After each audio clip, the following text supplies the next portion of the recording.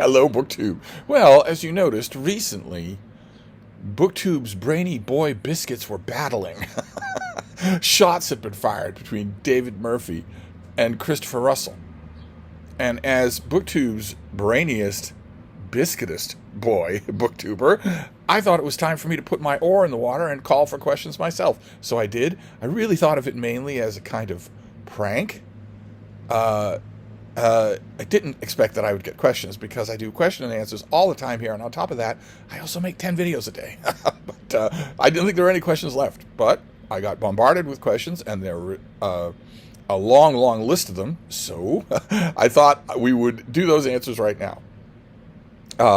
With a couple of my usual caveats, I transported these things over to a Google document. I did it blind. I just transported the whole thing over. So if that didn't work, if I missed your question, it's not malice. I'm not censoring you. I'm getting a little bit sick. It's of comments that have come up recently on this channel that I delete comments I don't like or censor people. And also, I don't know if you've noticed. You certainly have noticed. If you're a booktuber, you've certainly noticed. But maybe watching BookTube, you might have noticed that BookTube has recently just relegated us all to handles with the @ symbol instead of names. So that can sometimes be hard to read. I noticed that in my last Q&A, so I'll do my best. But you'll at least hear your question. So we're going to go through these. Feel free to settle back, and we'll see what we've got. So, yeah, see, the first one right out of the gate is virtually unpronounceable. Ninth 9 or something like that. No idea.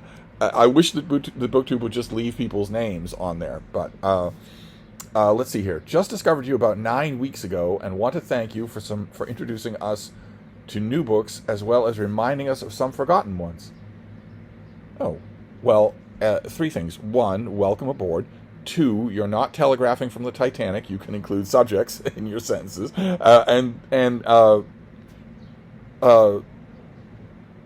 was the third one? Oh, I hope you stick around.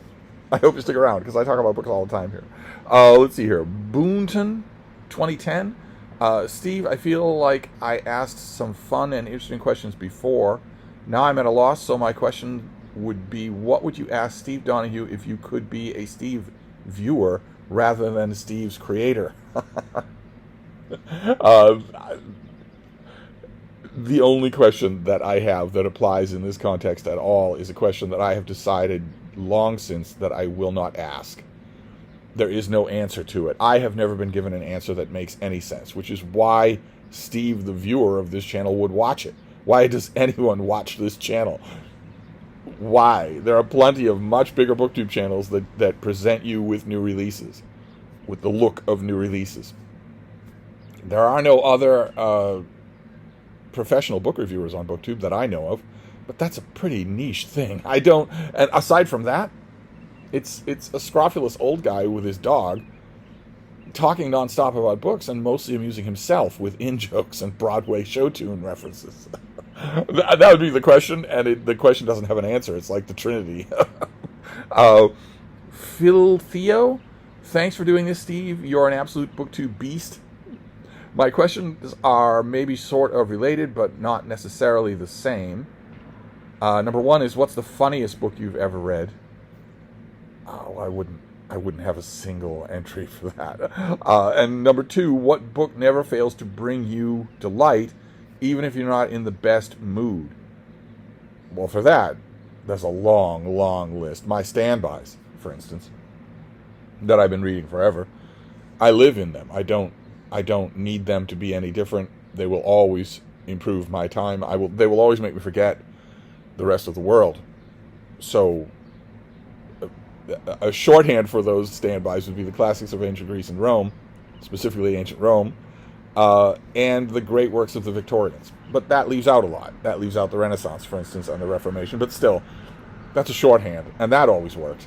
But there's also modern books, like The Uncommon Reader, we mentioned the other day on this channel, because of Winn-Dixie. I mentioned it recently on this channel.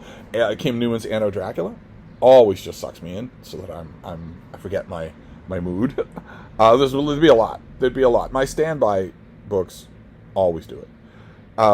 The Active Mind. Between the Q&A halls and recommendations, I see no end to the carnage across BookTube. Well, the end to the carnage will be peace talks. And that will largely have to happen in person. So when Brock comes here to Hyde Cottage, perhaps the carnage will end. Phil Theo is back. Thanks again for generously doing this, Steve. Did you ever consider getting a PhD? That is English literature, comparative literature, classics. Oh, thanks. Those are some choices. I just wonder because you definitely have the intellectual chops for it. Why, thank you. That's very nice of you. What an idea. Hannah's Books is here. My question is, if you could go back a decade to your college years, nice save, what would you now choose to major in? And what would your sainted ma want you to major in? Well, your sainted ma wanted me to go into the priesthood, so I guess theology would be the answer there. But what I would major in would be law. I know I say all the time that everyone in the world hates lawyers, and totally justifiably, but at least it's a remunerative, it's usually a profitable business. I would probably major in law, something like that. Who knows? I might be able. There are some ethical lawyers in the world, maybe. So I would major in something real. As I don't know about coding or business or certainly any of the STEM fields, but because they're all based on math, and I just am not able to do math. But law probably would be more useful. Elena Macrodina is here. Thank you guys for making Steve do a Q&A. Hello, Steve and his imaginary friends. Now, questions. When you read in foreign languages, does it affect the speed of your reading at all? Depends on the language. What was the first? It does. I should answer that. It does affect the speed of my reading, depending on how comfortable I am in the language and how easy the language is to read. I slow down quite a bit, for instance, even now with ancient Greek. But I am pretty fast in Latin. Latin makes sense. It's all modular. It makes sense. What was the first book you read in a foreign language? Treasure Island. Which language was it? Well, it was in English, wasn't it? Were Latin and ancient Greek part of your education, or did you learn them on your own? A little bit of both. Not a very helpful answer, I know, but a little bit of both. Bass Van Dyke says, "Hi, Steve. If you could live in the world of one book, which book would you choose?" It just doesn't work that way for me. Books are not places for me. There is no world. It would be like you're asking me to live inside a page of a book, like a silverfish or an aphid. And these kinds of questions never work for me. Books for Eric says, "What are your favorite cuisines?" And right about now, everybody who knows me in real life is howling with laughter. Oh my.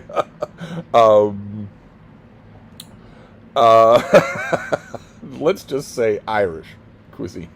Although even that feels like, corned beef, cabbage, potatoes, but even that feels like I'm putting on airs, because 2 mornings ago, on a long, quiet morning walk, my bean and I found half a container of chocolate chip cookies that some child had dropped on the sidewalk, and we ate them all.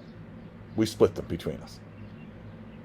So cuisine feels like the wrong word to use in connection with me.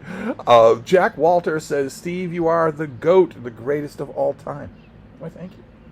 Balin321 says, "More than 8,000 videos. Truly, Steve, you are a content machine. My questions. Number 1, I recently finished all the Peter Hopkirk books. I love them. Do you have any recommendations along that vein?" You read all of Peter Hopkirk? I don't know what vein you're talking about exactly, but you absolutely should dig up and find Fitzroy MacLean.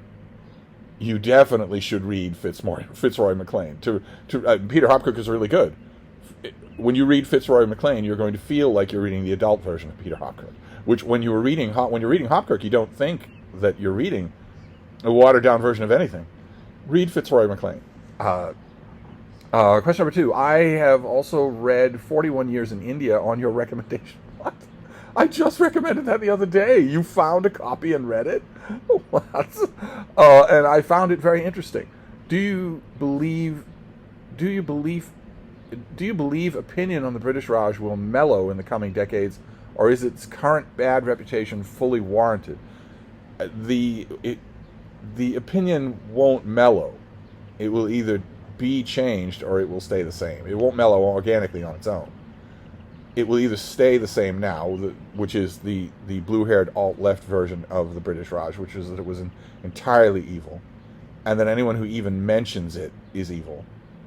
Or the blue-haired alt-left activists that say they think that, knowing nothing about the subject, will be put in camps and executed, in which case the opinion on the viability or the merits of the Raj will change from the top down. It will be ordered from the top down.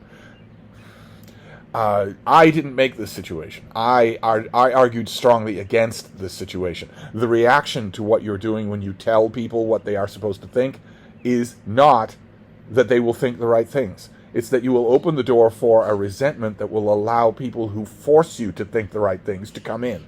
They aren't the same group, and they're much worse. Anyway, the current blue-haired, checkmark alt-left opinion about the Raj is totally wrong. Totally wrong.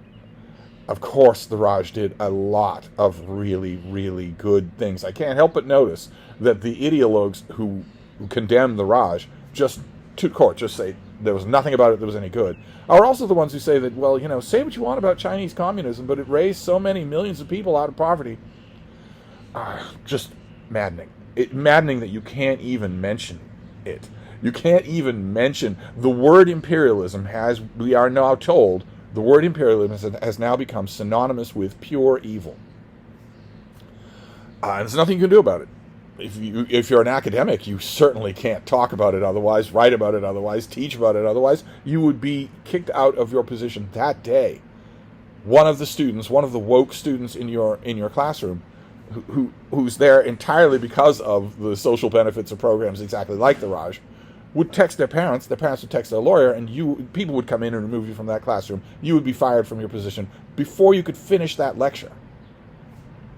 And you certainly can't publish a book on the subject. So all we're left with, anybody who wants a sensible view of the subject, a balanced view of the subject, all we're left with is that scene from The Life of Brian. What have the Romans ever done for us? That's all we're left with. And you're supposed to laugh at that ironically, of course. Otherwise, you'll be canceled. Anyway, Rasmus says, favorite Woody Allen movie. Don't ever lose that sense of humor. Favorite Woody Allen book? Oh my, you just won't stop, will you? Thoughts on Boris Akunin? I never see him discussed on BookTube. Well, I've discussed the Fandoran books, haven't I? I know that I hauled at least one of them. I found there's one particular cover design that somebody did the whole series. I never see the series at all, but when I do, it's always the boring U.S. cover design. I found a better cover design for, I think it was The Death of Akile. I think it was that, or The Winter Queen, or something like that. I like the series. I'm sorry that it isn't talked about on BookTube. Much love to you, Steve. Isn't that nice? V. Dale, which TV programs have you most cherished throughout your life? A lot. I have cherished a lot in my life. Not only TV series, but moments in TV series. Just endless. The list is endless. From the Phil Silver Show to the reboot of Battlestar Galactica, of course, Frasier, The Simpsons, Seinfeld, Deadwood, Band of Brothers, the first few seasons of ER, Scrubs. Oh God, there's just so many. There's All in the Family. There's so many that I could name, and even the shows that I didn't love just from front to back, there were moments that I loved. I mean, ER quickly becomes a cartoon, but watching George Clooney, I remember, what is the name of the episode? Is it Hell and High Water? The episode that they very much gave over to him, and I watched it, and I thought, this guy's going to be a gigantic movie star. Forget about TV. He has more charisma than the whole rest of the cast combined. He's going to be a huge movie star. That was before he was a huge movie star. The moment when he comes up above water with the kid in his hands, it was just amazing. Also, a wonderful moment having Rosemary Clooney show up on the show just as this ghostly lady singing in the hallways of the hospital. Just amazing. But also a million other details like that. You could go on all the way. Chernobyl, Andor, but well, Star Trek, Doctor Who, but most of all, again, anybody who's been here is probably going to know this for traumatic reasons, the adventures of Superman. Yes, Superman, strange visitor from another planet. But anyway, let's move on. I could go on and on. What about Law and Order? 10 more seasons of Law and Order. It's tempting with Law and Order to say that the first 2 seasons, the Ben Stone seasons, are the best ones. They're more tightly written, and they're a lot harder edge. Good Lord. You watch some of them, well, they're not on anywhere. You have to buy them on cable streaming service, but you watch some of those early episodes, you're amazed that it was on network TV. The show doesn't get that much worse as it goes on, and you're watching those early episodes with Ben Stone, with Michael Moriarty playing Ben Stone, and you're thinking, well, the show really went downhill from here, but what's coming up that isn't in those early episodes? Jerry Orbach is coming up. You can't say that is going downhill. You can't. Anyway, let's move on. Are you a fan of Jack Benny?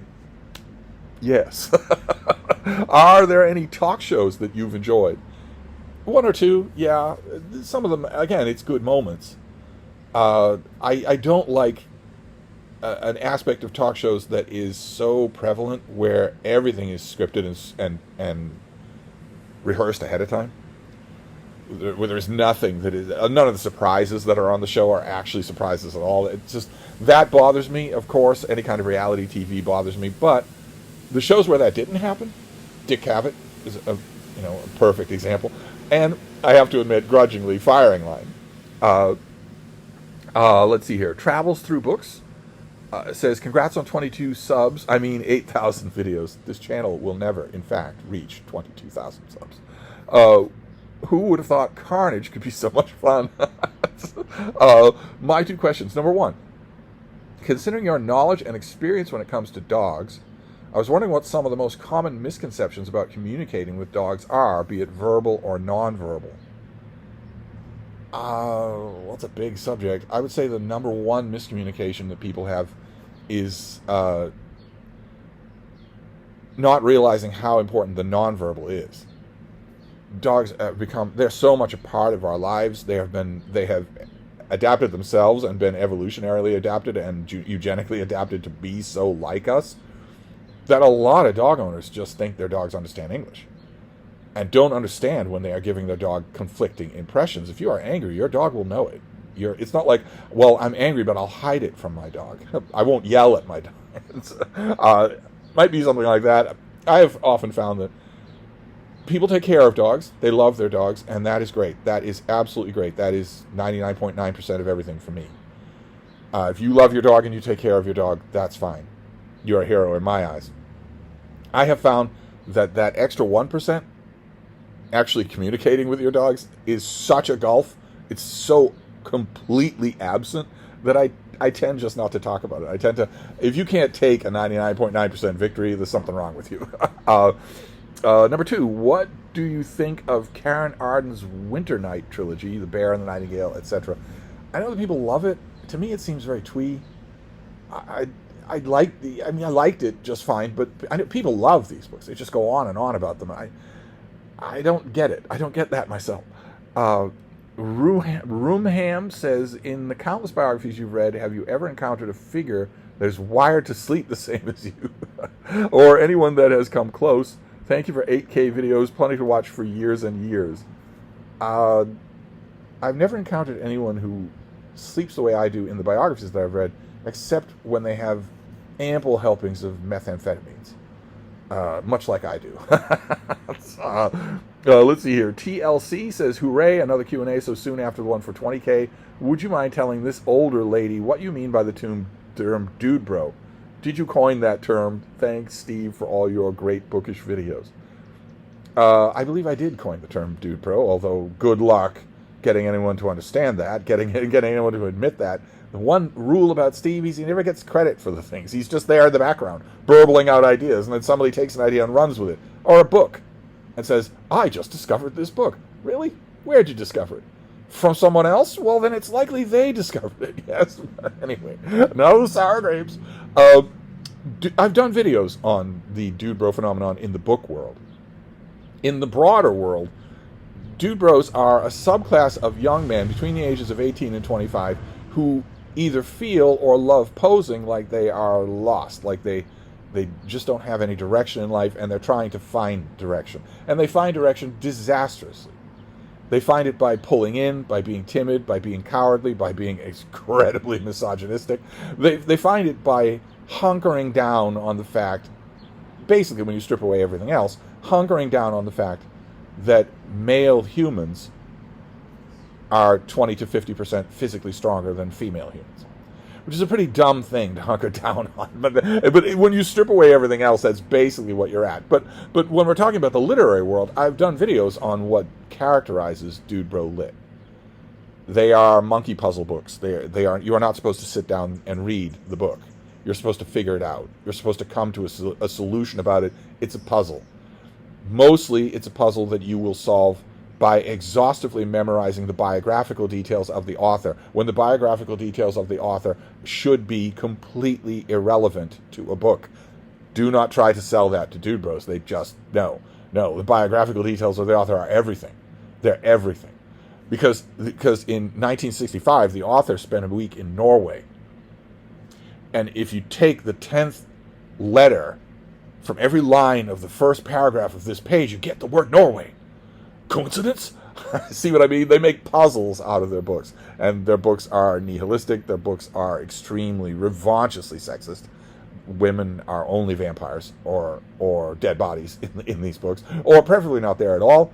The dude bro literary world is one that exists in a world where there are no women, or the women aren't allowed to speak or anything like that. Basically, the shorthand is a dude bro reader is someone who not only would never read Middlemarch by George Eliot, but is not able to read Middlemarch by George Eliot. Literally can't do it. And if you want a short, you might say, well, Middlemarch is a long book. There are a lot of people who can't stomach a long book. Fine. Pride and Prejudice is not a long book. And a typical dude bro reader cannot read Pride and Prejudice. It's not just that they won't do it. It's that they can't do it. They're not able anymore to do it. They've atrophied their brain to the point where they have to read stuff like Cormac McCarthy. It has to be a puzzle. It titillates one part of their brain, and they need that. They want that buzz in their brain. And anything that will do that, they will embrace, whether it's John Fosse or a solenoid or whatever. Anything that does that, they will embrace. And anything that doesn't do that isn't actually literature. Well, no woman has ever written a book that does that. No woman would ever think of writing a book that titillates the video game part of the male brain. So women are de facto removed from this equation. I could go on and on about dude bros, but basically, if you don't know what the term means, you're probably doing okay. Guttridge says, which is more readable, the Silmarillion or the Worm Ouroboros? Oh my, the Worm Edison never gets mentioned on BookTube. The Worm Ouroboros is more readable front to back, just as a work to sit down and read. Or I'm going to start on page 1, I'm going to read until the book's over. The Silmarillion isn't that kind of book.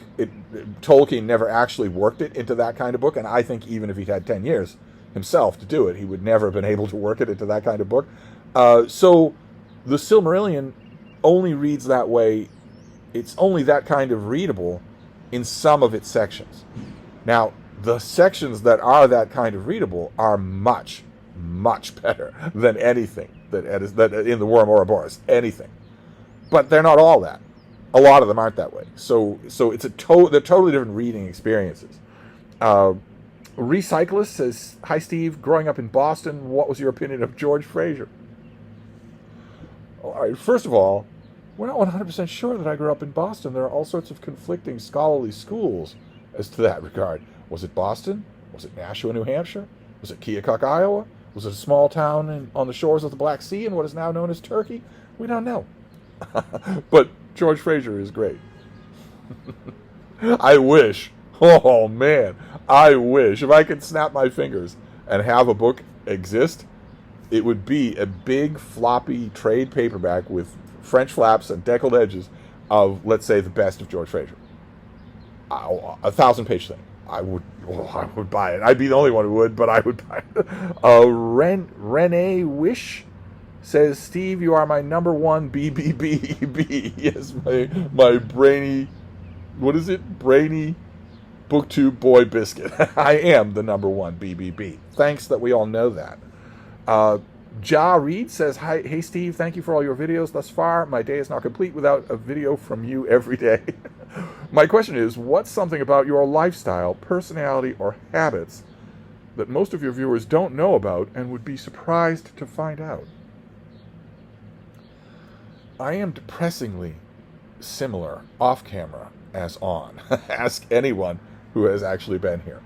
It's depressingly similar. So I'm not sure there's anything that you would all be surprised to find out. I don't think there's anything. And go away from this little corner of BookTube. Go into the wilds of YouTube itself. How many channels are you going to find that to be true for? And look how many channels it's true for on BookTube. Anyway, I don't think there's anything. Not that would just be an out-of-the-blue, flat-out surprise. I doubt that very much. Elfin Lead, I think. Hello, Steve. I have only been a viewer of your channel for roughly a year and have loved every second of it. Wasn't that nice? But I had a question I hope isn't too personal. What initially got you into your paid occupation as a book reviewer? Was it something you fell in due to your love of books, or was it something you sought out yourself as a career? I have been very interested to know, but you may have answered this in a previous Q&A I haven't watched. Best wishes to you and your incredibly cute little dog, who reminds me so much of my own childhood puppy. It was happenstance at very first. I was working on a newspaper. I was writing scathing editorials about the current administration in Washington. And I was having a ball doing that. When the arts editor, the arts and entertainment editor, who was a friend of mine, had a piece that just fell through. When you're a section editor, that happens. Sometimes you've got your balls in the air and you've got a piece that's already and it just doesn't work. And that's why you've got to have a backlog of pieces.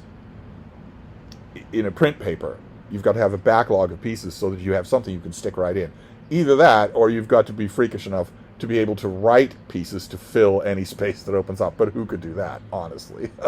And this friend of mine, we're in the same newsroom. This friend of mine said, well, I don't know what I'm going to do. I don't know what I'm going to do. And then latched on me, because I never shut up about books. So I wrote a book review, and I really liked it. I really enjoyed the experience. I don't know how you would break in as an intentional thing. The minute I started doing it and getting books from authors and getting irate mail from readers, I knew that I loved it. I just knew that I loved it. I knew that I wanted not only to be an avid reader, but to be part of the conversation of the book world. And then I never looked back. But if you wanted to break in just cold, that's going to be a lot tougher, especially now in the 21st century. That's going to be a lot tougher to do. Because at the time, there were local papers. Any town of more than 10,000 people had at least one newspaper that was all original content. And if you were over 20,000 people in your town, you had two papers at least. And they sold ads and subscriptions, so they could pay you. Not much, but you didn't need much. Before the rental market went insane, you didn't need much to live. Anyway, Call Me Tomorrow says, hello, Steve. Question number 1. What is the highest altitude you have ever been to with a dog and without a dog? Well, it's the same thing. I think it would probably be the second base camp of K2. It was well over 17,000 feet. I think 17,500 feet. And I traveled with dogs, so they were with me, and they were the reason that I stopped. I don't know that. I mean, they weren't the only reason. That you have to really know what you're doing to go any higher than that. But it was a surreal experience. Question number 2: since you do not believe that the man from Stratford could have written Hamlet, what is the likelihood of the bard being secretly a woman? There is zero likelihood of that, no matter what. I know when I talk about the Shakespeare authorship controversy, I always say that the mistake that people make is putting a candidate forward And I am not putting a candidate forward. But I am ruling out candidates. I'm definitely ruling out candidates. The works of Shakespeare were not written, for instance, by a slave. They were not written by a woman. No, that could not happen. There is no alternate canon. There is no alternate history that I am secretly, because I'm a fraternal member of, the patriarchy, I'm not telling you about. Now, it's an attractive idea, of course, for fiction, but it is not possible that it was a woman. And question number 3, what do you think of sites like Library Genesis or Anna's Archive? Should they be banned? No, I don't think they should be banned. And I don't think anyone should be threatened with arrest and long federal prison terms for dealing in them and trafficking in them. Because if you threaten someone like that, he might decide to kill himself. So you shouldn't threaten someone like that. It's pointless. It's trivial. No, I don't think they should be banned at all. No. Readers are leaders. Boy, oh boy, did you pick a weird handle for yourself? Kindly look around the world. Okay, readers are not leaders. They are not leaders. Hey Steve, I've been watching your videos for so long now that when I have a new book in my hand, my girlfriend reflexively asks, is that a Steve recommendation? Yes, this is a phenomenon that I have learned. It has become ingrained out there. I don't even know how many people I've heard from over the years that I've been making videos saying that this is true. That the girlfriend or boyfriend will irritatedly ask them, who is this old guy that I keep seeing you watching? Or, honey, can we turn the iPad off? Can you stop watching this weird old guy? And in bookstores, omnipresent. Either one person saying to the other, is that a Steve recommendation? Or two people saying, what does Steve think of this? Call it up on your phone. I've been straining relationships for quite some time now. What are your questions? Number 1, what do you think it is about the Brattle that makes it such a premier bookstore in terms of the volume and types of books it shelves? Well, honestly, I think it comes down to volume. I think it comes down to turnover. The Brattle is always out buying. Poor Zach. He spends more time in the Brattle van than he does petting his dog. They're always out buying. They're choosy, of course. You have to send them pictures, good high definition pictures of what you've got. And chances are their answer will be no, we're not interested. I'm looking at this and there's nothing here that would cause us to drive out to Swampscott or wherever, or Connecticut. But I would argue, I would guess that at least once a day the answer is yes.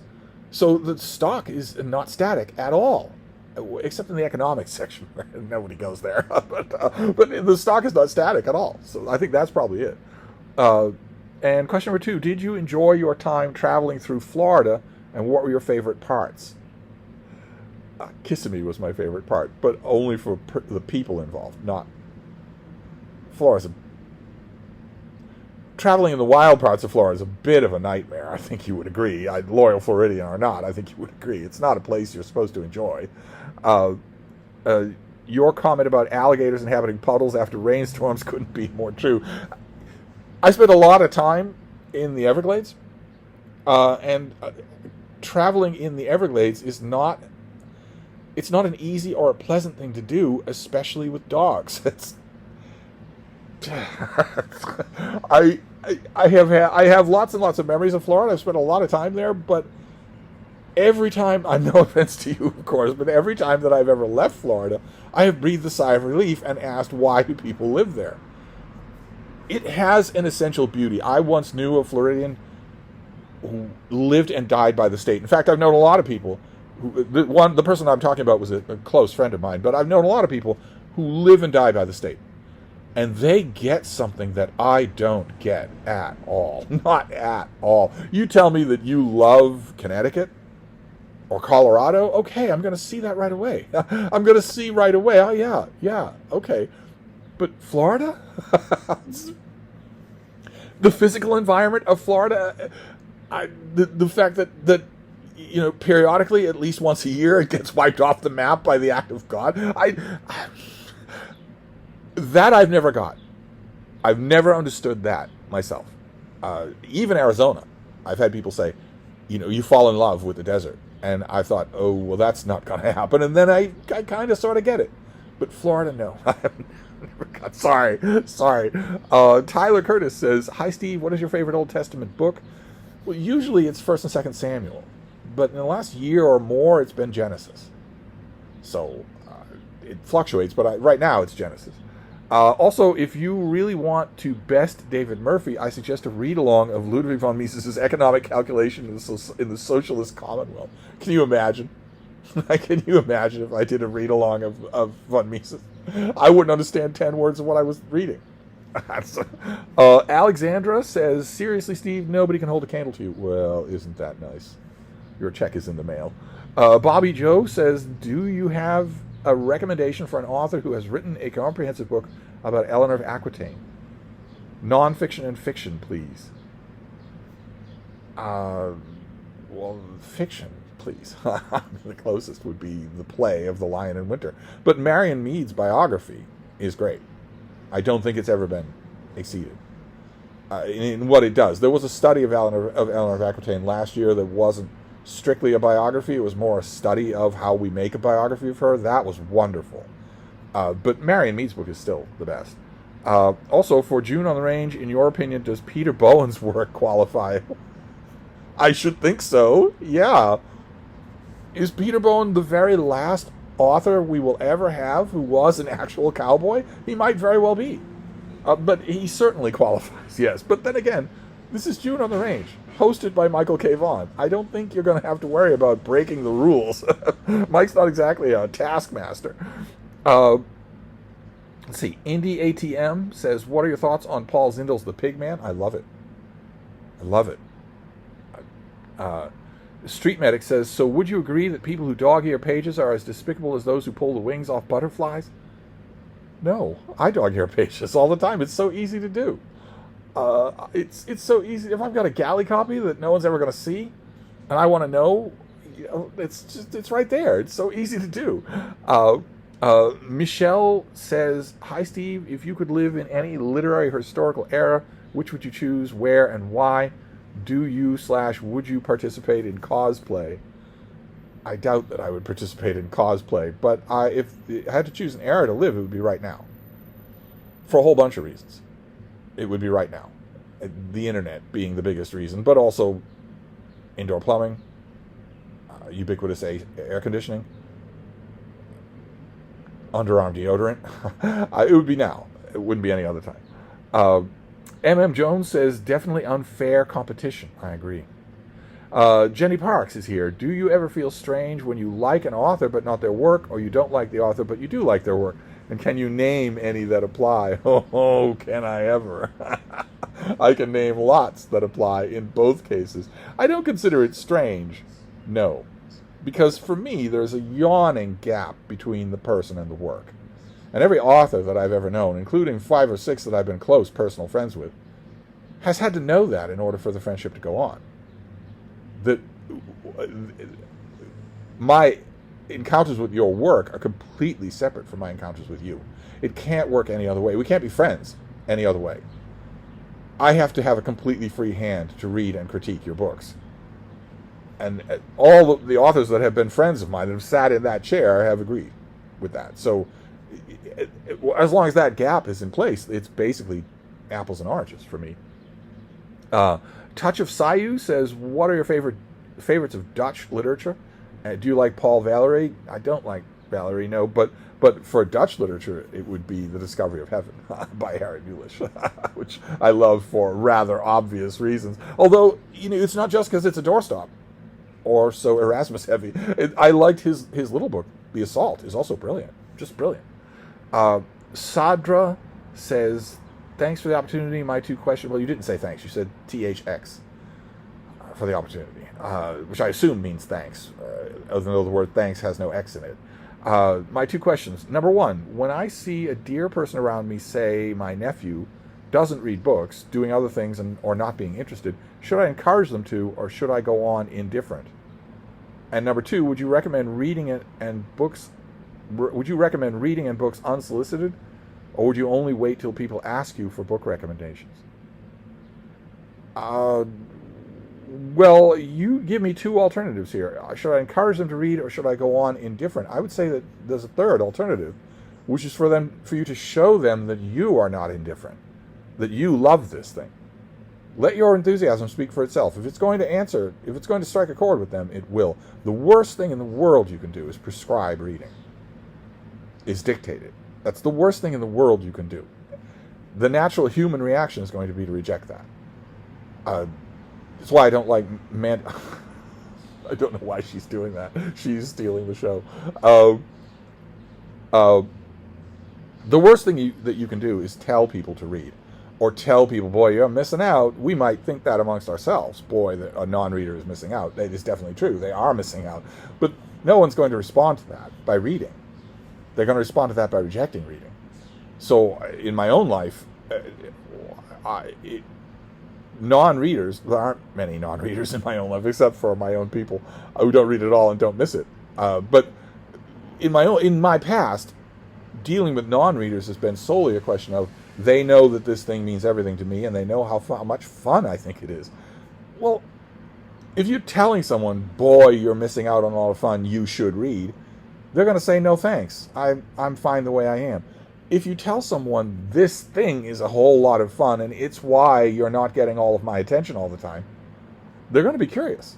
They're going to everyone's curious about a source of fun they might not know about, especially when it feels so in common. We all feel like we know reading. So I would argue that example is the best way here. Carolyn Siquiera says, are Mary Renault's books not set in ancient Greece worth reading? I would say The Charioteer is worth reading. A lot of the earlier romances, you have to dig around in them very carefully to see little bits and pieces of what you're going to love in the later books, in the historical novels. And I don't think that kind of sifting is usually worth the time. I did it, but I have a whole lot more reading time at my disposal than most people do. I don't think that kind of sifting is worth the time. I'm not even sure The Charioteer is worth the time. Especially when we're talking about 6 or 7 books that are absolutely terrific. That ought to be enough. Scott Jones says, you 3 should record your answers for posterity on some kind of permanent medium, maybe clay tablets that will dry and last for centuries. Q&A form, if you will. That's too clever. Let's make litter out of these literati. He's one of them. Got ourselves a college boy here, I think. But nevertheless, I have long dreamed of a collaborative video that would destroy BookTube. Destroy BookTube. And what would that video be? An incel-posium. Me, David Murphy, Joe Spivey, Christopher Russell, Joshua Crebo. I'm leaving out people. I'm sure that Robin Song Reeds. Where the young 20-something incel men of BookTube get together to make a video. The Active Mind. Broxest incels they get. He can't stand women. Where the young men of BookTube get together and just try to hash out this world. Ask the fundamental questions. Why are we here? What's the meaning of life? Are women human? I long for that video. I think that would break BookTube completely. BW Enjoiners, BBW says, what do you think about Joe Rogan and specifically his conversion to Christianity? Joe Rogan is a lout, a moron, and a liar, and he is not a Christian. He has not committed to Christianity at all. Not at all. That is just a grift. If you can't see that, you need to take a step back, blink a little, and look at it for what it is. That is just a grift. That's all. Obviously, he is not a Christian. Obviously, he's not. And what are your thoughts on the Musk versus Trump saga? I have been asked this privately in emails and Voxer about 1 million times in the last week. What are your thoughts on the subject? Specifically, a lot of people have been asking me, how do I think it will go? At the time, those of you who are watching this, in the future, at the time of this recording, the world's most powerful man and the world's richest man, both of them drug addicts, both of them insane, are bashing at each other. They have the ability to do each other enormous amounts of harm. They both do. Elon Musk, the Nazi, can expose Donald Trump. Not only can he destroy Donald Trump's personal records, he has Donald Trump's financial records, his tax returns, his Social Security information, his medical records. He and the Nazi Elon Musk and his Nazi teenagers have all that information now. All of it copied and multiple copied with backdoors to keep getting it. Total access to every piece of information on any hard drive anywhere in the United States government that they were just allowed to have illegally. They were allowed to have that. That means that Elon Musk, the Nazi, can do a huge amount of damage to Donald Trump. But Donald Trump is the state. He is currently the dictator of the United States of America. So he can do a lot worse to Elon Musk, a lot worse. He can, of course, cancel Elon Musk's government contracts, which is the whole basis of Musk's career. It's the whole basis of his reputation. He would be, a bald tech dude in San Joaquin Valley if it weren't for his contracts with the U.S. government. Trump could cancel all of those. He could also nationalize all of those. That would be a big deal, but who would stop him? He has complete control over the government, the courts, and the military. So who would stop him? He could nationalize SpaceX, which means that Elon Musk becomes an underpaid junior employee in his own company, if that. He could also deport Elon Musk, and not to South Africa. He could disappear him to the same torture dungeon where he's been sending U.S. citizens for months now. He could drop him off in some Senegalese backwater like he's been doing to children with cancer. He could do all of that, and there would be all sorts of outrage, but nothing could stop him from doing that. Nothing would stop him from doing that. The only slim thread that he might have to do something illegal like that would be if the military refused. But the military is made up of human beings, and literally every human being on Earth who's not a Nazi hates Elon Musk. So they would gladly do it. But as to the question of how it's going to turn out, well, like I've told a million people in emails and in Voxer, there's no way to know that. I leave my Voxer down below. You could message me. I am online all the time. But there's no way to know that because both participants are insane on drugs. So there's no way even to plot A to B to C. And we are all at that mercy. We're all at the mercy of that. People always say, isn't it a horrible thing that a racist, sexist, fascist, lying moron who's drugged out of his mind like Donald Trump has access to U.S. nuclear codes? Well, who else has access to those codes? Elon Musk does. A racist, sexist, fascist, lying moron who's drugged out of his mind. So we'll just have to see. Melody says, what do you think of Steve Alton's Meg series as a whole? I love them all. Don't ask me to choose between my children. I love them all. And could you recommend any similar books? I don't know of anything that's quite similar. That's why I love them so much. Richard Adcock says, are you a fan of Judith Tarr? Yes. Brett Sakari says, why are you so fond of William Howard Taft? I'm fond of him personally. And also because he did not like power. It's very rare to find a good man who actually puts his hand on the live wire of power and doesn't like it. Prefers other things to it. I think that's rare and admirable. Would you ever consider writing a Taft biography? Well, I did write a Taft biography. Yes, I wrote a huge Taft biography. I wrote a huge Taft novel, and I wrote a huge Taft biography. And I have thought over the years, I've mentioned it on this channel a few times, years ago, I have thought about going back to that Taft biography and actually making a book out of it, make something out of it. At the time, I thought, there's no way. And it also isn't the book that I would want. I didn't travel to any sources. For instance, I didn't go to any archives, and you couldn't. If you're going to do a book, you can't not do that. So I didn't do any of that. It was still pretty comprehensive, and I think pretty readable.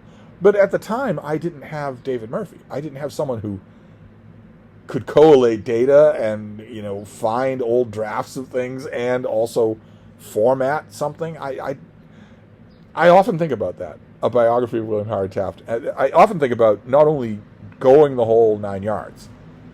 So, I don't mean to echo Nero Wolfe here. I'm not talking about Nero Wolfe and Archie Goodwin, I promise. It's on my mind, of course, but I'm not talking about David Murphy being my Archie Goodwin. But I could send, if he and I worked out a deal, he could go to those archives. I obviously can't go to them because I never leave my brownstone.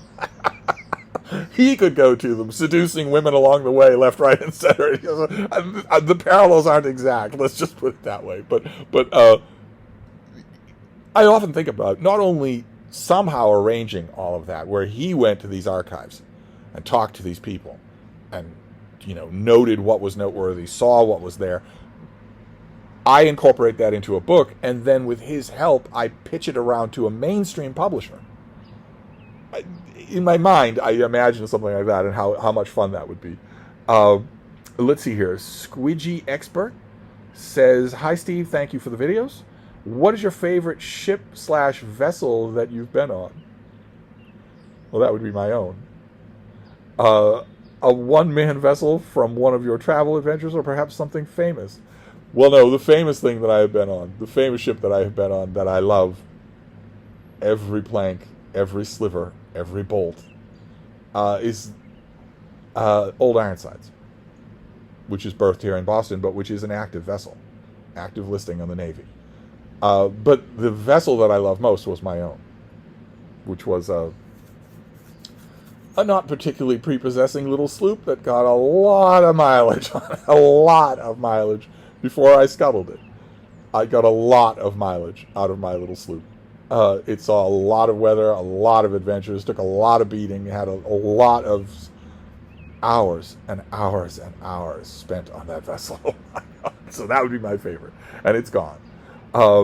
Yet another Miley says, "What did you think of Dungeon Crawler Carl?" I only read the first one. And, of course, this is the BookTube book for so many channels. Oh, my God, so many channels.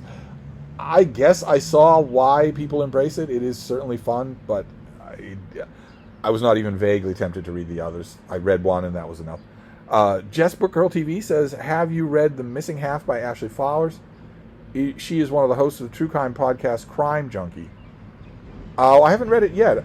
It's, I guess, theoretically on my TBR. It's a relatively new release. I didn't know she was part of a true crime podcast. I have very little experience with true crime podcasts. You'd think I'd have a lot, but the ones that I've sampled when I was in my serial killer phase were not all that impressive. So I sort of haven't looked at them. Roller Boogie says, "Hi Steve, what are you doing? How are you doing?" "I'm doing fine, thank you. What did you think of Cenk Uyghur's book Justice is Coming?" It was junk. "Do you agree with him that naturalized citizens should be allowed to be president?" Cenk Uyghur does not believe that naturalized citizens should be allowed to be president. He believes that he should be allowed to be president. That's a big difference. He does not in any way believe that Elon Musk should be allowed to be president. It's just part of his apparently now endemic system-wide hypocrisy that he's just learned to do. He's just learned to be a complete hypocrite, a complete liar. I don't know what it is. Maybe he thinks that what he is experiencing is the equivalent of fame, and that therefore he has allowed himself to be deranged in the way that fame deranges people who actually have the real thing. I don't have any idea. But he doesn't think that naturalized citizens should be allowed to be president. He thinks he should be. Only. Just him. Paul Snowden says, "Hi Steve, what are your thoughts/opinions on Tim Powers?" I think he's great. I've read almost nothing by him that I didn't like. Gertie May says, "Hi Steve, my question, has your recent existential crisis triggered by seeing all those secondhand contemporary fiction books at the Prattle resolved?" Well, as I told Zach at the time, freelancers can't afford long-standing existential crises. So I had to resolve it pretty quickly. I had to wrap it up right away. We've got deadlines to meet. And I did resolve it by saying that well, as Zach and I said, it's not my job to give such perfect pronouncements on the books that cross my plate that those pronouncements will stand up in a century. That's Sam's job. We both agreed. That's Sam's job. That's not my job. My job is to be a junkyard dog. I am not selecting books for permanent residence on Mount Helicon. I am selecting books according to their reading experience in specific service to you, the reader. I think it's... I don't know that Sam would do it. In fact, I think he wouldn't. But a case could certainly be made that he is writing his reviews to posterity, to all of time, to the Republic of Letters. I'm not doing that. I'm not nearly talented enough to do that. I instead am talking about the worth of the book, specifically, pretty much exclusively, according to you. Your time, your attention, and your money.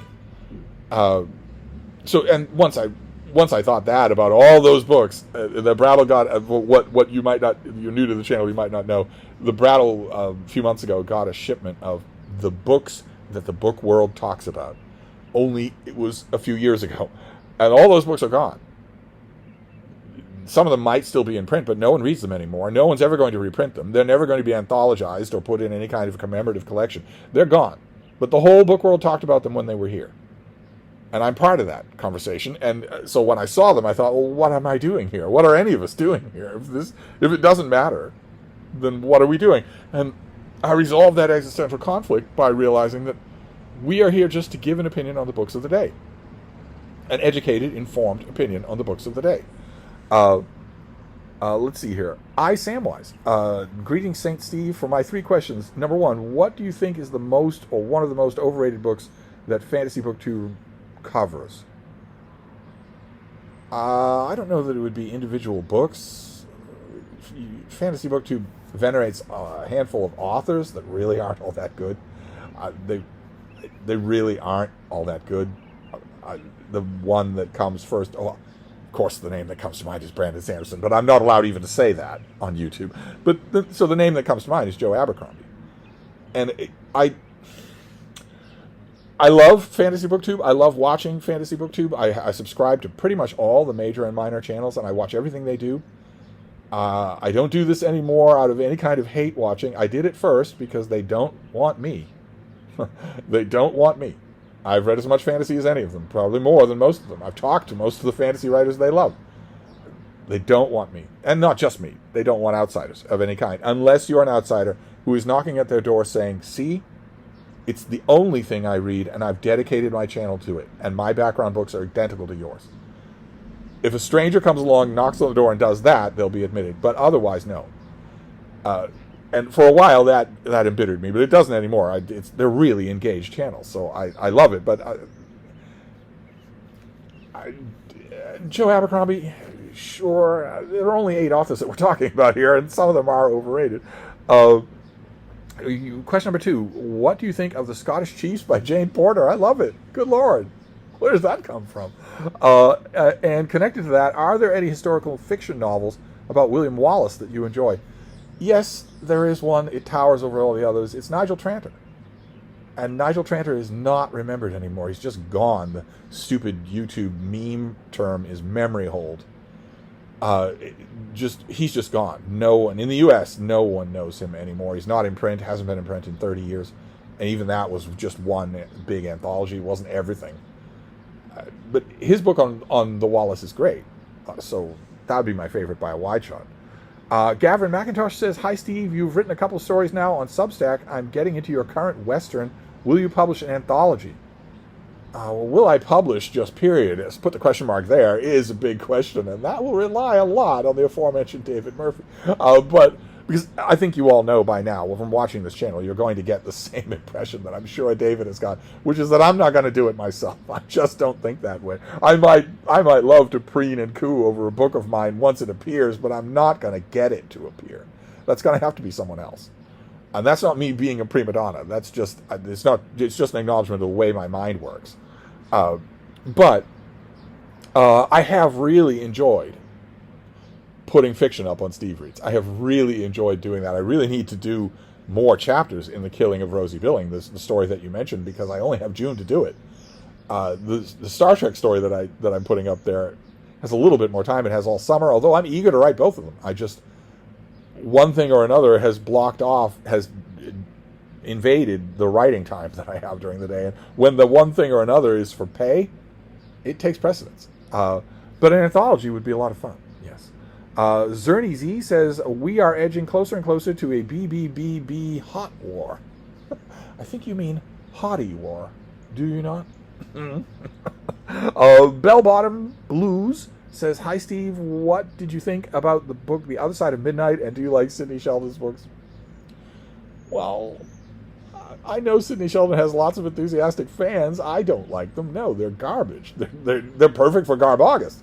They're sleazy, easy, dumb books. I didn't like The Other Side of Midnight. No, not in the sense of liking it as a book. I suppose I could like it as if I revisited it for Garb August, because Sidney Sheldon I mean, I'm not meaning to insult. If you like him, just fine. But he is synonymous with trash, right? Him and Jackie Collins are synonymous with trash books. I think that's entirely fair. It doesn't mean that you shouldn't love reading them if you do, but I wouldn't say like in that sense. Maybe I should read Sidney Sheldon for Garbox to see if I like him under that. James Abiadi says, congrats. Question number 1, what is the rarest or most valuable book that you own? I own 3 books that are valuable. They're in a safe deposit box on the other side of town. And they're never with me in any move. I just pay for that box and they stay there. Aside from that, I would ordinarily have said that nothing that I have here is valuable. But as I was telling Michael K. Vaughan just the other day, a friend of mine showed me it's out of reach. DC Comics used to do a cheap reprint, black and white reprint series called the Showcase Editions. They were just square bound. They were cheap. You could just get them. They were like the essential volumes from Marvel Comics, and they did a volume for the All-Star Squadron where Roy Thomas did a team of superheroes during World War II. And I loved All-Star Squadron when it was coming out. I loved it, mainly because I'm a big fan of Jerry Ordway's artwork, but I loved it anyway. Roy Thomas wanted to feature a team of lesser-known World War II superheroes and see if he could flesh out a team dynamic there. I think he did a really good job. So when a showcase volume for All-Star Squadron came out, I thought, well, it's not in color. And I like the color of the originals. I have all the originals. I like the color of it, but I'll take it. Definitely to have it in a book form. So I did. I paid my $18 for it and got it. And somebody alerted me to the fact just the other day that volume is now worth $150. So who knows what kind of valuable book I have here. I have no idea. And you have another question? Yes. Was there a specific process or set of steps you used to minimize sub-vocalizing? And what James is talking about here, for those of you who are brand new to the channel, sub-vocalizing is the process where you are reading words silently, but you are sounding them out in your head. It's the way most people learn how to read. And it slows you down. It's perfectly fine. It's not a race, it's not a contest in any way, but it slows you down. Obviously, if you are sub-vocalizing, then you are reading books silently at the speed you can read them out loud, which is about a third the speed of what you can actually do. And there were no steps that I took. It was sub-vocalizing was not explicitly, it was metaphorically beaten out of me by when I fell into the hands of an insane religious sect. They beat that out of me pretty quick, because if you want to take in vast oceans of prose, you can't sub-vocalize. So you just can't. And not that. There are plenty of readers out there who are wonderful people, wonderful readers, diehard, dedicated readers who do sub-vocalize. But if it's just a question of quantity, no, you can't do it. Joseph Malone says, hi, Steve. Do you have any favorite historians that specialize in the American Revolution and the first few American presidencies?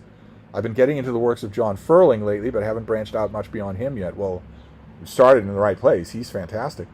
I might also point out Bernard Bailyn. And Gordon Wood, and also Pauline Mayer. All 3 will not turn you wrong.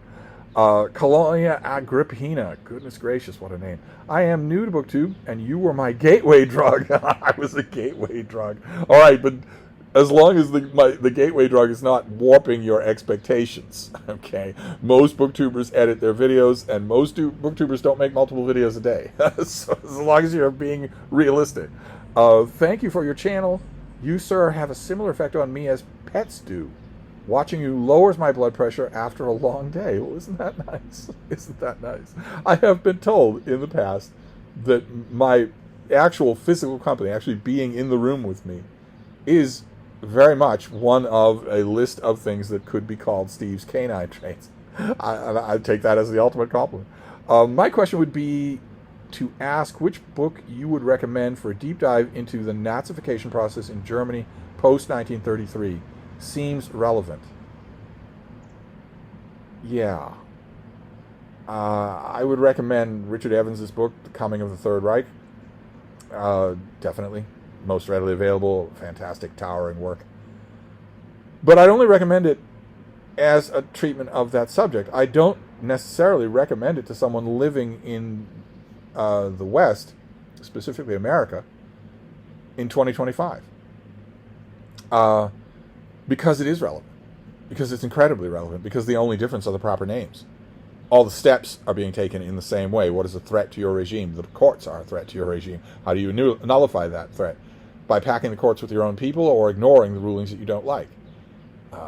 Where do you start the process of concentration camps? You start by targeting people that almost nobody is going to defend.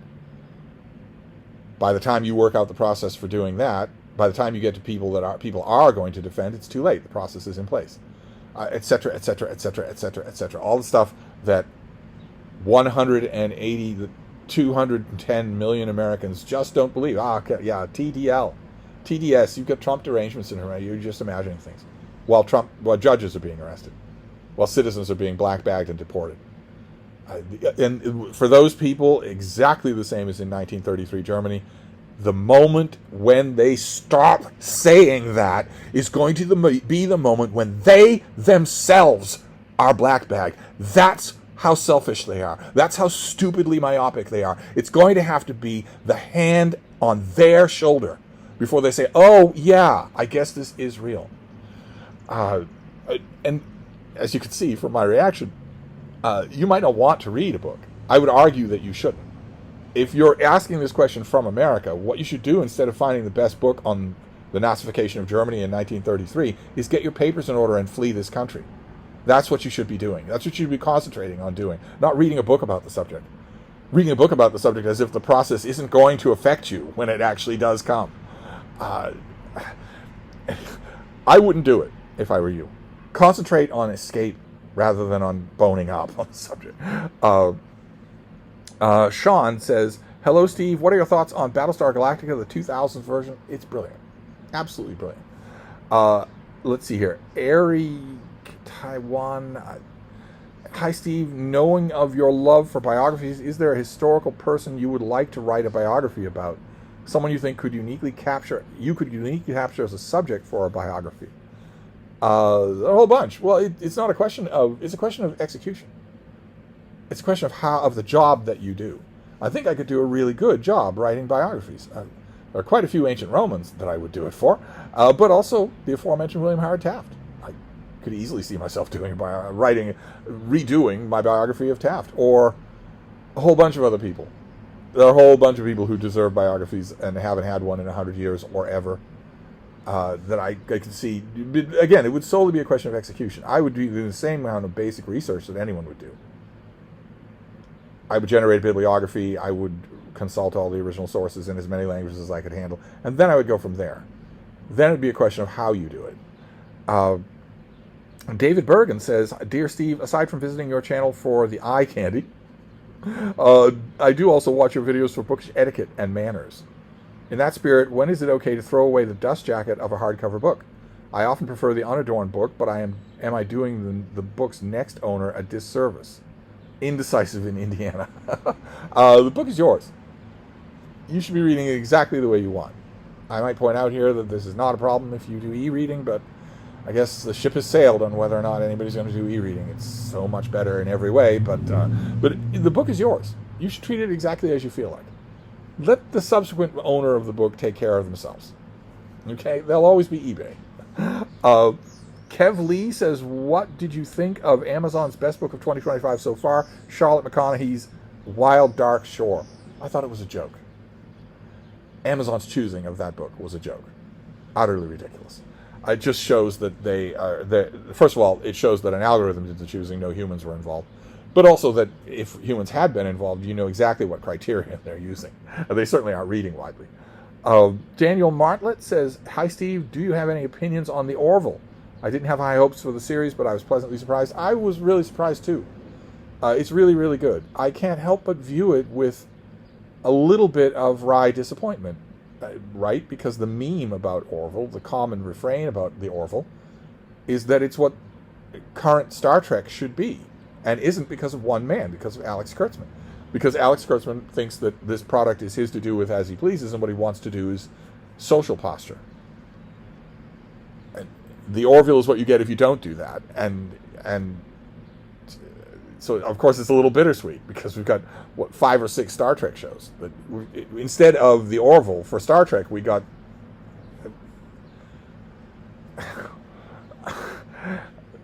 Star Trek STD for our version of the Orville. I can't help but link it to Star Trek, obviously, and that makes it a little bit of a sad subject. Familioner says, do you use the dark mode when you read ebooks on your tablet/iPad? No. At what speed do you listen to podcasts or longer YouTube videos? Oh, I don't listen to podcasts, but I listen to YouTube videos at the speed in which they were recorded. I don't speed things up. I want to hear you.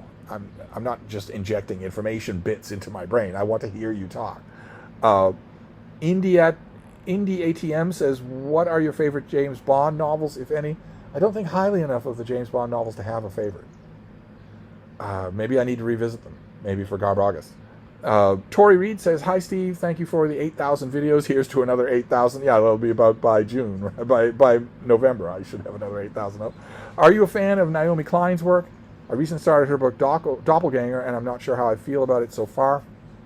I thought Doppelganger was a disappointment, but sometimes I like her books. They're not all that deep. They're certainly not as deep as they're acclaimed by their adherents to be, but they're good, thought-provoking stuff. Not Doppelganger. I wasn't impressed by that at all. Let's see here. Amber Shelton says, hi, Steve. Thank you so much for being a lovely, fun, engaging YouTuber. My question is, I've noticed even in your very first YouTube videos, you follow up your gay-themed books with the quote, you gotta have something for the gays. Is that a reference to something, or what caused you to start saying that? It might be a reference to something, but it's also true. I don't want the gay BookTube mafia to cancel me. My second question is, I'd love to know a bit more about your sainted Ma. She seems so interesting based on the times you've quoted her. What were some of your favorite things about her? I have a long list of things that were my favorite things about her. She was funny.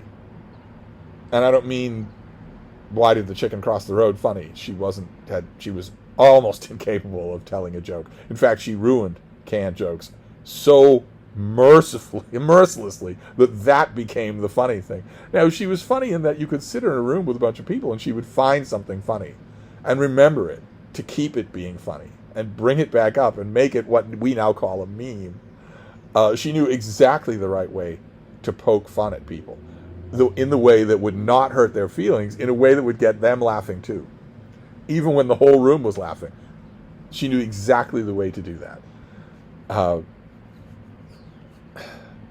There's a lot that I could say that were my favorite things about her. There were quite a few. Here, let's just move on. Lisa Garrity says, you're the brainy boy. Frida is the sexy influencer. What books trends do you see for this year? Yeah, I haven't noticed a whole bunch that stick out. I've noticed little things here and there. Nothing big enough to be a trend. Independent publishing seems to be increasing, and what is going on with the paint drips on the cover, God of the Woods, Hungerstone, etc. I've noticed a few cover trends, definitely. We have definitely left the safe berth of the last couple of years where U.S. book cover designs were wonderful. I'm saving the rest of my questions for the 21K subscribers Q&A. I'm sure it will be here soon. This channel will never, in fact, reach 21K. But as to trends, you mentioned indie publishing, and it's flourishing. There are more and more people making a career of some kind or other off indie publishing. I like that. I haven't noticed a big trend so far. Let's see. Ars Lane Hadge something or other. No idea. Sorry. The @ symbol and then these whatever. They're hard to read. Hello, Steve. Congrats on the 8K videos and condolences on the 20.1 subscribers. My question: what would you say makes a serious reader? Is it the number of books they read? How wide they read? Something else? Also, how can someone become a serious reader?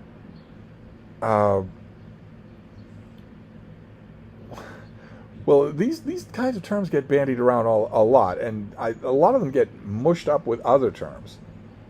There's a different... A serious reader is someone who I would say is someone who is going whole hog into this. So you are reading a lot, you are reading all the time, you are dedicated to reading. You've made the time for it. You push your own boundaries, you're intent on learning things. So in that sense, a non-serious reader would be someone who just likes the latest Stephen King. And I only like it because I grew up reading Stephen King. I know I'm going to like it. I'm not going to read it critically. I'm never going to reread it. I'm probably not going to read all that much else. Maybe I'll find another author, maybe Dungeon Crawler Kyle, but not much else than that. And we all know readers like that, and more power to them. I'm happy that they exist. But a serious reader will be the type of reader that we have in this little corner of BookTube, where reading is a big part of your life. Even if you don't have the time to devote a lot of time to it, it's still a huge part of your life. It's a huge part of your personality, your identity, and you take it seriously. Not necessarily that you read the book critically, although that helps, but that you're putting things in mental context, that you don't want to get too complacent. It's not. I would say that it's not a question of any of the factors that you name, the number of books or how widely or something else, but rather the importance that you give it. Is it just a left-handed hobby that you do once in a while, or is it something that's really important to you? And if it's something that's really important to you, well, then I myself don't care what form that takes. Obviously, you could read romance novels all day long, and be a serious reader. Definitely, you could be. You could read science fiction. The aforementioned fantasy booktubers. I wouldn't for a minute say that any of those channels, even though they don't want me, I wouldn't for a minute say that none of them are serious readers. Of course they are. They demonstrated in literally every video that they're serious readers. So I would say it's that. Your attitude towards reading, not any of the rest of it. All the rest of it are margins of other kinds of accomplishments. Whether or not you read widely, whether or not you're widely read, for instance, or well read, that sort of thing, might touch more on your factors, but not serious reading. No. Leo Percara, you're the coolest Gen Z booktuber of them all. Have you ever been in a fight or close to one because of a bookish debate, or at least seen one happening? I have never been in one myself. No, that wouldn't be a very long fight, but I have seen it. I saw a very limp-wristed, avocado-smeared punch thrown at a I guess you could call it a literary gathering. It was a whole bunch of literary people there, and I saw a punch thrown on literary grounds, solely literary grounds, but it was pretty dumb. Patrick says, "Hi Steve, I want to start writing poetry." Go right ahead. I've read a fair amount of poetry, but should I first learn how to write it? No idea why learn is in quotes here. Or just start writing? If the former, what's a good source? Well, if you want to write in a certain meter or form, you're going to need to know what that is, and probably read good examples of it. So, something like the Princeton Dictionary of Poetry and Poetics will give you really exhaustive definitions of all those things, but you can get those definitions online. If you want to write in some sort of meter, it would probably be a good idea to read about what that meter is and read lots of examples of people who did it. But you're going to want to, the writing is going to be the thing. Your own writing is going to be the thing, not any kind of learning. The learning can come. James Holder says, have you ever lost interest in a genre? I'm damn close to losing interest in a few genres right now, and I don't like that. I'm fighting against it. I fight against it because I don't want my reading world to contract at all. But then I tell myself, well, if you're fighting against it, the genre is failing you. You're not failing it. But nevertheless, it hasn't happened yet. What are some of the best and worst books you've read in the first half of 2025? Well, you'll find that out, won't you, at the end of the year? When my intergalactically famous lists come out, you will find out, won't you? I think it's pretty easy to tell from this channel. Joel Swagman says, apologies if this was addressed elsewhere and I missed it, but what happened to your read-along of the Book of Acts? It stopped dead. It stopped dead in its tracks. Alex Quadros says, congrats on 8K, Steve. In honor of your rightful distinction as the one true great man and sexy influencer on BookTube, my question concerns the great man theory of history. Are there any books you would recommend which convincingly defend this approach to history after a good faith treatment of evidence supporting the more fashionable historical materialist / systems perspective? Or might there be a particular biographies that come to mind whose evocations of the sui generis natures of their subjects serve to buttress the, oh God help us, the great man theory? For this, must we simply await Steve Donahue, A Smoldering Life by David Murphy? I think it's almost funny when people ask me nowadays about the validity of the great man theory of history. It's almost funny. I want to point out to them, why don't you look around? Sign up to a reliable news feed and read it every day. There's no book you need to read to see the great man theory of history is valid and active today.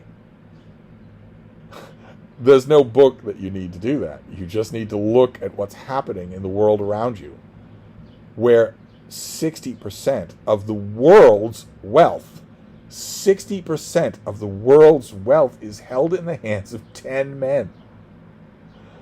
Where one man, one racist, sexist, fascist, lying moron, adjudicated rapist, and fraud can throw the world's economy into turmoil. Just decide to do illegal decisions and throw the whole world's economy into turmoil. One man, one racist, sexist, fascist, lying moron Nazi can illegally cut aid programs that will cause the death of hundreds of thousands of children. One man did that. One man. We are living in the era of the great man theory of history writ large. So there's no reason to read a book about it. Just read the news. Danger Kid says, Steve, I pasted the entirety of Froissart's Chronicles in the original French down below. Could you please read it aloud and provide your insights so I can nitpick them and tell them you all the ways I think you're wrong? Danger Kid is here very effectively lampooning a bad Q&A question. But do you have a good one? Okay, but seriously, my question is this. When it comes to novels, how is it possible that so-called genre fiction has become the last bastion of actual storytelling? You know, where authors still have the audacity to do such bold things as have stories with a beginning, a middle, and an end, plots where things actually happen, characters that aren't just cheap cardboard cutouts of the author in their 20s, etc. Yeah, it's because genre fiction is largely ignored by the literati, by the book chat world. The minute you realize that you can get away with doing almost nothing, with transcribing your Twitter feed for 200 limp-wristed pages and then just stopping. Characters in the middle of a meal, nothing's been resolved, plot lines left up in the air, just going to stop the book. The minute you realize that you can get away with that, the minute you can tell the Paris Review that that's actually a literary choice, that writing an incomplete novel is a literary choice, the minute you realize you can get away with that and still get reviewed in the New York Times, still get a Paris Review interview, you're going to do it. You're going to do it. You're not going to be compelled to do any more than that. Who would be? Almost nobody would be. Hence the flourishing of indie publishing and the flourishing of genre books, where authors do have to buckle down and write a story that isn't about them. I can't account for why it is, except that if you give Williamsburg cokeheads an inch, they'll take a mile. That's a standard rule. Constantino6668 says, Steve, you are the biscuitest of all. Thank you. I agree. I am reading Orlando Innamorato. What Marvel team do you think would have made the best adaptation? I think Stan Lee / Gil Kane would have been awesome. Really? No, not Gil Kane, no. I know that it's predictable on my part, but I would say Hal Foster for writing and art. I would say Hal Foster to have him do it. I found the second volume of Silius Italicus, funny name, from Loeb for £3. Is it worth getting the first volume? Apparently it's supposed to be the worst Roman epic ever. It'd be nice. Well, the Loeb, you should. If you want good's the second volume, not the first one. You should read Silius Italicus if you want. There's a good reason why it tends not to be reprinted in common reprint houses. What kills me is there's potential there. I have mentioned many times before how much I love Leonard Woolf's annotated version of Dracula, and he did an annotated version for Frankenstein and Dr. Jekyll and Mr. Hyde. But his annotated Dracula is a hoot, because he just decides to let loose in the footnotes. He loves Dracula. He's not mocking the text, but he decides to let loose. And his notes in the annotated Dracula become a kind of Greek chorus responding to the book. And if you did that with Silius Italicus, what a wonderful book that would be. No one's done that. I don't know how you could sell that to a publisher, but you should definitely get the other volume. It's not going to cost you a minute. Let me know if I can find you a volume 1. I'm sure that I can. Is it worth reading the Lancelot and the Merlin from the Lancelot Grail cycle? They are a bit pricey, but I like Arthurian stuff. Well, I think you've answered your own question. If you like Arthurian stuff, you're going to want to gobble up as much of it as you can. You're not going to want those to be the things that you don't read. I didn't know they were pricey. Surely they're on Project Gutenberg. Little Felix says, "Hi, Steve. I have questions about biographies. When the biographer knows the person he's writing about, can I trust his account? Usually not. I'm new to reading biographies, and so far I'm enjoying the book I'm reading, but the subject was a terrible person. How much would you judge a book and its author in such cases? How would you judge a book and its author in such cases?" When it comes to biographies written by people who knew their subject, I'd much rather they just call them memoirs. You can throw in as many facts as you want, but a biography, there ought to be a degree of removal. You ought not to know the subject, I think, with rare exceptions. There are some exceptions, but they're incredibly rare.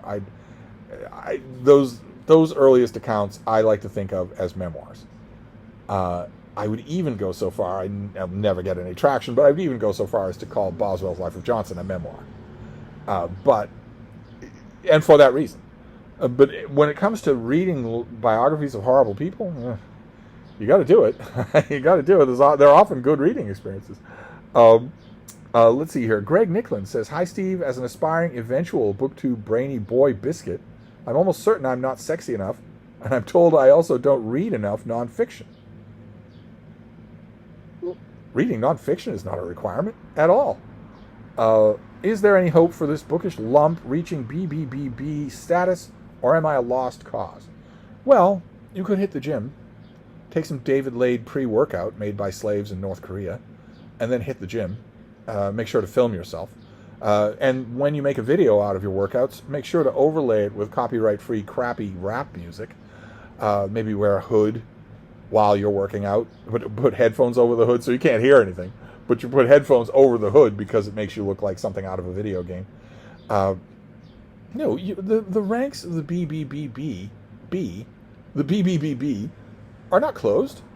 If you have the makings of a BookTube boy brainy biscuit, by all means try to join us. We'll only mock you a little.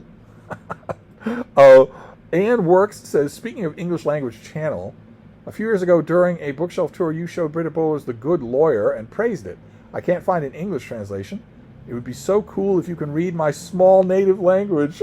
Oh, I don't think of your native language as small. I guess numerically it must be. But maybe you found another way. I'm still wondering, how did you manage to read it or know the content in another way? I managed. Languages and I tend to get along. I recommend the book. I'm assuming, since it's a book written by a booktuber that you love, I'm assuming in your little language you have read it. And maybe all the rest of the Dutch language books by Britta Bowler. I'm assuming you've done that. Ishanai says, "Hello, Steve. First time commenting here. My introduction to BookTube was through Litbro types who all revered Harold Bloom as a genius. They say they do. They haven't read him. I'm not well read enough to have an opinion on Bloom, but I would like to know what you think of him." I think he's just fine. His books are often entertaining. I think you would not be wasting your time if you were to read some of his books. I can't speak to the dude bro fascination with him. I don't know where it comes from. He would have been flattered by it, but then he accepted all flattery. So I don't know really what that is, but I like his books. I think you would not be wasting your time to read them. Michelle and Goldie says, "Hi, Steve. Are you a polymath?" Well, if I were an actual polymath, wouldn't I have to know math? Isn't that part of it? It's right there in the word. I'd more like being a Polynesian than a polymath, if that's true. I don't know what a polymath is in this context. I mean, isn't a polymath someone who not only does lots of different things, but is good at lots of different things? I do some different things. I sketch, for instance. but I'm not good at it. I mostly read and write about what I read, so I would say no, I'm not a polymath. Let's see here. Tim P says, when did you first realize you were a total beta male? How has this affected your life? Are there any good collections of Walter Lippmann's writings since that new biography is coming out? Well, the second question, no. I'm sure that Project Gutenberg has some Walter Lippmann. I'm sure of that. Right? It must. But no, there's no... the type of volume that I would want, no, there isn't one. A 2-volume set from Library of America, they can do that from Mencken. They can't do that for Walter Lippmann. But no, as far as I know, there is none, unless there is one and I don't know about it. And as to your first question, I am not a beta male, nor am I even an alpha male.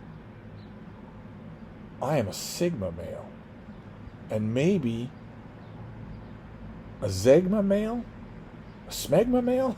I'm a sigma male. We're very aloof. There's one thing you know about Steve, it's that he's aloof, a man of few words. Michelle is back. Brevity is not my friend. Ask David Murphy. Oh, that's right. You asked a ton of questions on David's Q&A. Let's see. AKA JK says, hi, Steve. Do you think Michael K. Vaughan's next project should be to complete the Steve Donahue BookTube backlog? Also, what are your top 3 Spider-Man comic runs? Michael K. Vaughan has plenty of reading projects. He doesn't need any more. He keeps coming up with projects. He keeps loading himself with projects when he has less free time than anybody. And as to top 3 Spider-Man runs, I have a bit of a controversial take here. The standard take that Dude Bros, they don't read comics, but comics nerds would say the Lee Ditko years have to be in that list. For me, they're not. I would say Lee and John Romita.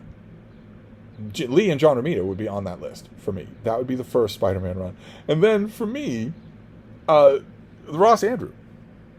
He doesn't get the credit that he deserves, but I think some of his high point for Spider-Man. So maybe 10 issues before the return of Gwen Stacy and 10 issues after, something like that, right in that range. I think he's fantastic. He gets a little bit watered down later on, but that is a wonderful run in my opinion. And then a third run that again is not going to be Comics Geek approved is Dan Slott's Superior Spider-Man run, which I thought was just hilarious. I loved it. Dan Slott, I don't think Dan Slott is completely sane. He certainly seems to me to be a nightmare to work with.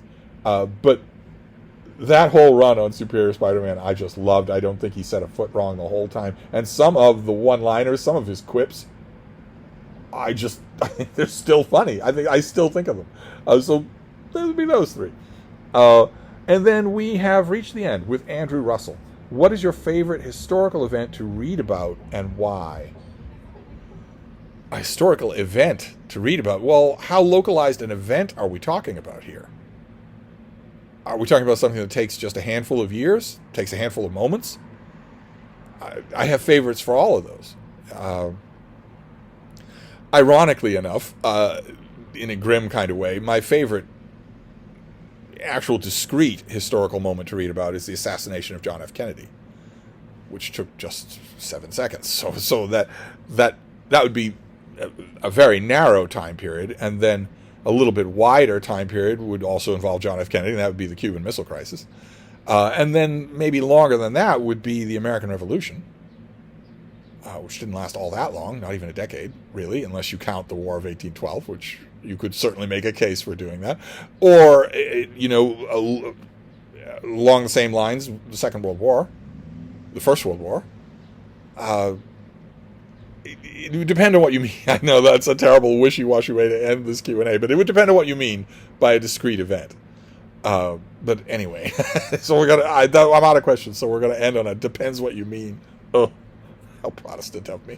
So we're gonna wrap this up. Thank you very much. This was a totally impromptu. I just did this to give crap to Christopher and David. That's all. I just did it to give crap to them. I didn't think I was gonna get any questions, and instead I got a bunch, and they were a lot of fun. So thank you very much. That was wonderful. I'll love to do this again. There's the Bean stealing the show as usual. So I'll wrap this up, and I'll be back. Thank you, BookTube.